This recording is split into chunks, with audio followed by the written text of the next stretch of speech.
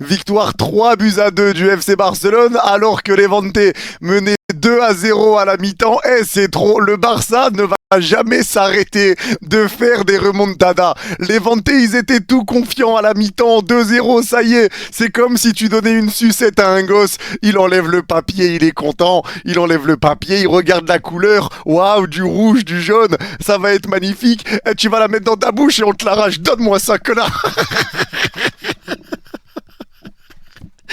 Donne-moi ça, tu vas la manger, hop, il la met dans sa bouche. Ah, vas-y, c'est trop.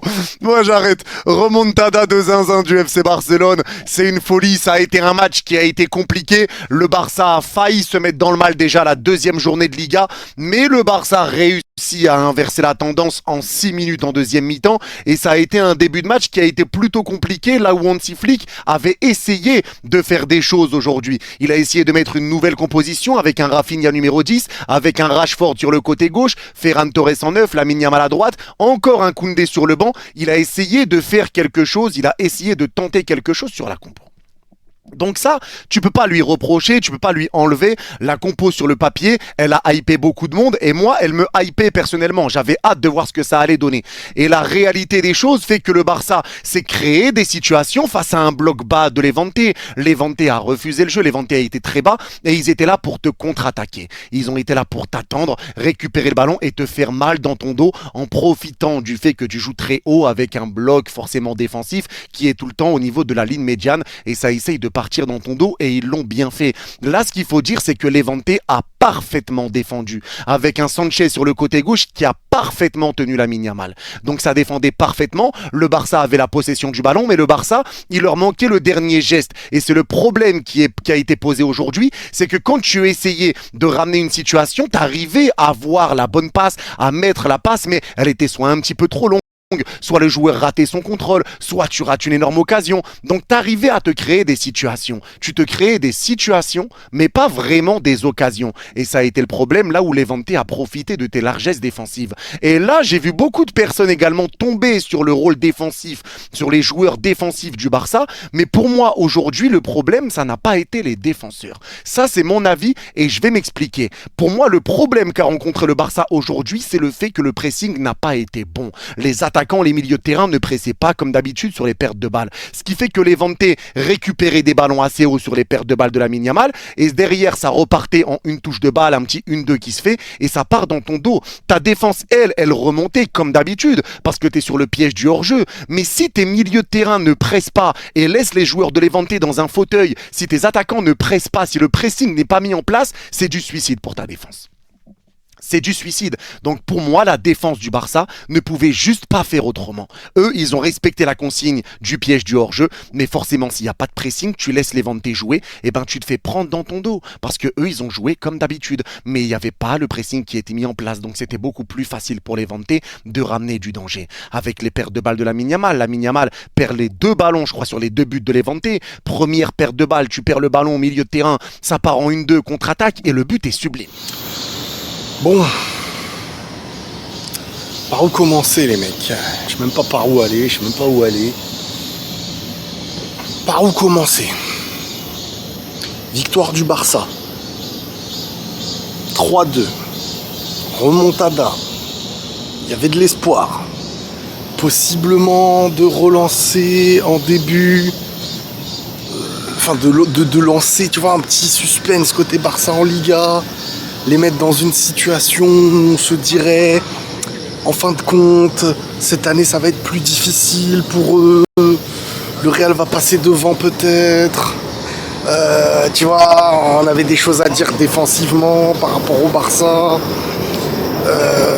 il y avait l'arbitrage, on va en reparler aussi dans cette vidéo, il y avait plusieurs choses à dire, et la conclusion... La conclusion reste globalement la même, les mecs. La conclusion reste globalement la même. Victoire du Barça, domination du Barça et victoire méritée du Barça, il n'y a pas à dire. Là-dessus, il va falloir être clair. Alors, on va introduire cette vidéo forcément avec une chose personnelle. Je n'ai même pas vu les réseaux, donc j'ai regardé le match. J'ai 3 heures de dodo. 3 heures de dodo. Alors je sais qu'il y en a des fois quand je dis j'ai pas beaucoup d'heures de dodo qui viennent me dire ah, mais Riley, arrête de te plaindre, il y a des gens qui vivent pire et tout. Je vous ai déjà exprimé le truc les gars. C'est comme si toi tu te réveillais un dimanche en disant purée j'ai mal dormi. Bah oui, il y a des gens qui meurent de faim bien sûr, on le sait. Et il faut...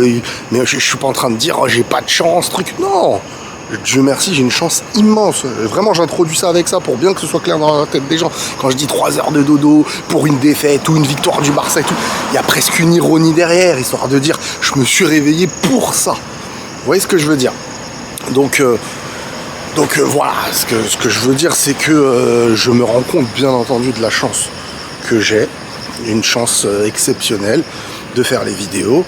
Mais 3 heures de dodo pour assister à une remontada du Barça, voilà, c'est tout, je le dis quand même.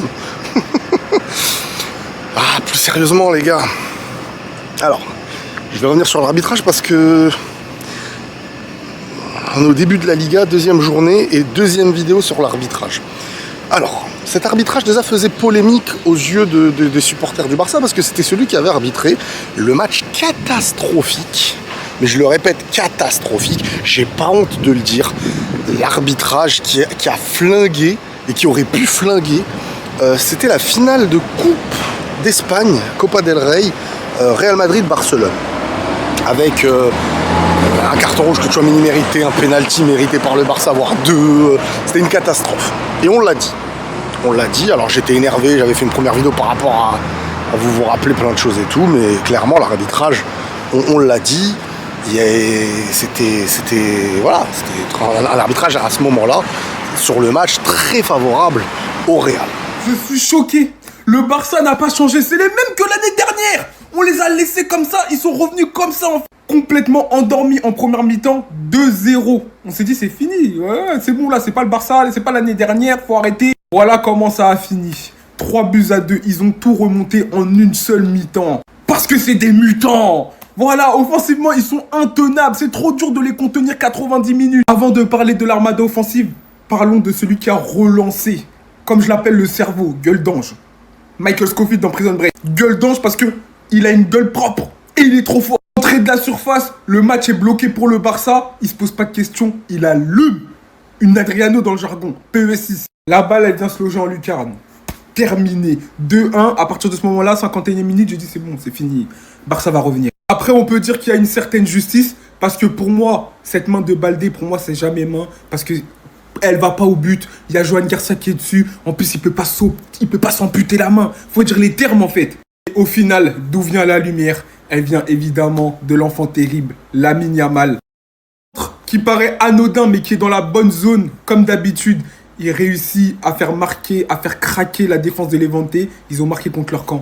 Et c'est lui qui a les mérites, même si Pedri, pour moi, c'est lui qui a relancé la machine barcelonaise. C'est Rafinha qui aura fait un très bon match avec une passe décisive. Franchement, le Barça est reparti sur les mêmes standards. Faudra compter avec eux. Voilà. Amis, j'espère que vous allez bien. On se retrouve pour le débrief de ce match entre le FC Barcelone et Levante. Victoire du FC Barcelone, 3-2 les amis. Dans un match où le Barça était mené 2-0 à la mi-temps. 2-0 à la mi-temps et ils ont remonté ça en l'espace de même pas 6 minutes. Voilà. Dès le début de la deuxième mi-temps, 6 minutes a suffi pour qu'ils reviennent à 2-2 et après le reste du temps jusqu'à la fin du match là, ils ont étouffé les Levante, les pauvres. Franchement, ils les ont tellement étouffés que les frérots se sont dit c'est bon, on va aller marquer pour vous. Voilà, ils se sont mis en CSC. Ce qui m'énerve avec cette équipe du FC Barcelone, c'est que je sais que c'est pas la dernière fois qu'ils vont faire ça. La saison dernière, ils ont passé tout leur temps à faire ça. En Liga, c'était pareil tout le temps. Et là, tu joues contre eux, ils te dominent. Voilà, d'un coup comme ça, ils te disent vas-y, mets le nombre de buts que tu veux. Toi-même, tu sais qu'en marquant ça, ils vont te remonter avant la fin. C'est sadique. Et pourtant, les Levante, ils avaient très bien commencé le match. La première mi-temps, ils ont géré à mort malgré la domination du FC Barcelone. Les gars, ils ont géré. J'avais l'impression de voir l'Inter Milan, mais version Liga. Et pour ceux qui ne seraient pas au courant, les Levante viennent tout juste de remonter en Liga. Donc, c'est des nouveaux promus. Regardez la difficulté qu'ils ont donnée au FC Barcelone. Ils ont posé de gros problèmes au FC Barcelone aujourd'hui, défensivement parlant. Le système du FC Barcelone, c'est-à-dire le fait de jouer très haut, le fait de jouer à chaque fois le piège du hors-jeu. Aujourd'hui, ils ont eu du mal. Tout ça grâce à une équipe de Levante qui exploite très bien les comptes. Ils savent accepter la domination de l'adversaire. Donc en première mi-temps, malgré que le Barça les dominait, ils ont accepté, ils restaient dans leur camp en bloc bas, voilà, ils basculaient de gauche à droite et dès qu'ils récupéraient le ballon, ça jouait dans le dos du FC Barcelone. Et sur toutes les occasions qui sont créées en première mi-temps, la ligne défensive du FC Barcelone se faisait avoir à chaque fois. C'est d'ailleurs comme ça leur premier but est venu, Lamine Yamal qui perd le ballon dans leur camp, voilà, il récupère le ballon, contre-attaque, ça change de côté, le gars reçoit la balle, il fait directement la passe à son coéquipier qui est à l'entrée de la surface du FC Barcelone. Le gars il a juste fait une feinte à Cubarsí, le frérot il est parti à gauche et juste après la feinte il a tiré, c'est rentré. Vous voyez comment ça part vite. Et avant la fin de la première mi-temps, il y a eu pénalty pour Levante sur une main de Baldé. Il y en a qui disent qu'il n'y a pas pénalty, voilà, parce que sur Twitter, je me suis baladé, j'ai vu plusieurs photos, voilà, du Classico, là où Tchouaméni touche le ballon avec sa main là. Il y a plusieurs Barcelonais qui ont ressorti cette main de Tchouaméni qui n'avait pas été sifflée. Mais les gars, j'ai envie de dire, même si oui, pour Tchouaméni là, c'était assez flagrant, mais c'est pas les mêmes arbitres, faut arrêter un peu, à moins que je me trompe. Donc pénalty pour Levante avant la fin de la première mi-temps. À ce moment-là, moi, je m'étais dit que si Levante marquait ce but là, c'était terminé pour l'FC Barcelone. Parce que le Barça, en vrai, en première mi-temps, c'est pas comme si ça jouait mal, ça se créait des occasions. C'est juste que ça manquait de précision dans les derniers gestes, voilà, les dernières passes, les derniers tirs. Regardez par exemple la grosse occasion que Ferran Torres rate en première mi-temps. Sur une magnifique action de Pedri, le gars, il a sorti une passe millimétrée, il a juste touché le ballon dans un petit intervalle. Et là, Ferran Torres était seul face au cage. Le frérot, il a tiré ça d'une manière, voilà, ça tapait la barre direct. Il voulait pas mettre dedans. Le Barça en a eu des occasions, même Marcus Rashford a eu des occasions, Baldé en a eu, mais c'est juste qu'à chaque fois, les derniers gestes ne suivaient pas. Et étant donné que la Ferra était titulaire à la place de Robert Lewandowski aujourd'hui, le frérot, bon, il était entouré par un bloc bas, vraiment, il voyait flou. C'est toujours aussi compliqué de jouer face au bloc bas. On a vu Kylian Mbappé la dernière fois. En fait, quand t'es attaquant et que tu joues face à un bloc bas, c'est compliqué de te voir dans le match. Et aujourd'hui, Rafinha, contrairement à Kylian Mbappé, lui, il a accepté de se faire oublier. Voilà. Il reste entre les défenseurs comme ça, il fait des appels dans les intervalles, il pèse sur la défense. Et vous avez bien vu qu'en deuxième mi-temps, ça a payé. Parce qu'en fait, là, ça servait à rien de décrocher comme Kylian Mbappé le faisait. Le gars, il avait juste Rafinha derrière lui, il décrochait, il allait le gêner. Donc voilà, après cette deuxième mi-temps là, je voyais pas du tout le FC Barcelone revenir aussi facilement. Étant donné qu'en plus de ça, Levante défensivement, c'était vraiment solide, les gars. Franchement, Levante, chapeau à eux. Et surtout, chapeau à leurs gardiens. Ils sortent. Regardez-moi ça, comme ils le regardent tous. Au fin fond du désespoir, tu sais qu'il surgira toujours. 2-0 pour Levante. 2-0 pour Levante à la mi-temps. Mais visiblement, ils n'ont pas supporté de voir un Flick être triste. J'avais oublié que c'était ça son équipe à ce type. Au retour du vestiaire, Pedri qui d'une prise d'initiative t'envoie un missile. De loin d'ailleurs, l'un des meilleurs joueurs de ce match, peut-être le meilleur. Qu'on se dise encore une fois, hein, c'est beaucoup trop fort. Ferran Torres qui fait du Ferran Torres, qui met toujours son petit but, qui permet au Barça de revenir au score. Et à lui comme d'hab, dans les derniers instants, d'une précision toujours sur la même posture. Voilà, là tu te dis soit il la dépose sur la tête de l'un de ses coéquipiers, mais le ballon est tellement dangereux à chaque fois, c'est tellement obligé à chaque fois de mener à quelque chose, vu sa capacité qu'il a dans les pieds, que cette fois-ci, ça va sur la tête d'un joueur de Levante. Voilà, pour le 3-2 à la fin du match. Tout ça pour ça. 2-0, tout ça pour ça. J'allais tranquillement aller au lit. C'était tout beau samedi soir. Demain soir, on gagne, on était promis. Surtout que le Faux Madrid derrière, ils sont aussi éclatés au sol. Mais non, voilà. Le Barça de la saison dernière, c'est pareil, rien n'a changé. Ils perdent, ils gagnent. Quel que soit le score en fait, ils perdent, ils gagnent. Un coach qui en a distribué des baffes à la première mi-temps. Je préfère même pas imaginer comment Flick il a dû embrouiller ses joueurs à la mi-temps. Dans le vestiaire, ça a dû crier. Déjà que Flick n'était pas content du match contre Mallorca, bah ça va être la même chose contre Levante. Et on connaît tous le Flick ball. Malgré le fait qu'on était sur un terrain hostile, un terrain compliqué, malgré le fait qu'on perd 2-0 à la mi-temps, Pedri a sonné la révolte et on réussit à revenir dans ce match. Et franchement les gars, on va pas se mentir, on a eu chaud. Perdre face à des promus, les gars, deuxième journée de Liga, qu'est-ce que ça nous aurait vanné, qu'est-ce que ça nous aurait fait mal. Pas de conclusion à tirer, ça reste que le deuxième match de Liga. Le Barça n'est certes pas irréprochable, mais c'est la reprise et on sait tous très bien comment cette ligne haute elle est compliquée. Et surtout quand l'adversaire a autant de réussite, bah on le paye cash. Mais il y a un truc qu'il ne faut pas oublier avec Flick, c'est qu'un match, ça dure 90 minutes. Je pense bien qu'on est reparti sur une année où on va enchaîner les remontadas. Si vous voulez du divertissement, vous savez c'est quel match qu'il faut regarder chaque week-end, c'est les matchs du Barça. Car il y a que eux pour t'offrir ça. Ils se font peur tout seuls et ils finissent toujours par s'en sortir. Les gars, Flick dans ce match en première mi-temps, il allait péter un câble. Le nombre de fois qu'il s'est énervé, après ces deux mauvais matchs, Flick va faire baver les joueurs à l'entraînement. Et j'espère qu'ils vont revenir avec un visage différent la semaine prochaine. Enfin bref, sinon vous les gars, vous en pensez quoi? Ramenez-nous sur Snap, on s'ennuie. Je vous déteste. Je vous déteste à un point, les Barcelonais. Vous vous rendez pas compte. Vous vous rendez pas compte. Mené au score 2-0. Les Barcelonais arrivent à renverser le Levante en gagnant 3-2. Un magnifique but de Pedri, pour moi l'homme du match. Incroyable, spectaculaire. Visiblement, il veut recommencer comme l'année dernière. Petit, calme-toi un tout petit peu, hein. Et Ferran Torres aussi, il était en pétard là aujourd'hui. C'est lui qui a mis le but égalisateur. Par la suite, Manu Sanchez, il a essayé de contenir Lamine Yamal jusqu'à la 70e minute. Mais comment tu peux le tenir pendant 90 minutes? Ça n'existe pas. On le sait très bien. On le sait très bien qu'il allait être usé. Il est sorti. Parce qu'il commençait à se faire taffer, forcément, oui, tu peux pas le contenir. Le drame est arrivé. Le drame est arrivé. Centre, CSC parce qu'ils ont trop de pression et ça se voyait que ça allait arriver. Les gars, je commence à en avoir marre de cette équipe du FC Barcelone. C'est remontada. Hansi Flick était en train de rigoler pendant que son équipe elle faisait 2-2. Il savait les gars. Il y a un truc mystique avec ces joueurs-là. Et j'ai le seum. Oh, j'ai même plus les mots.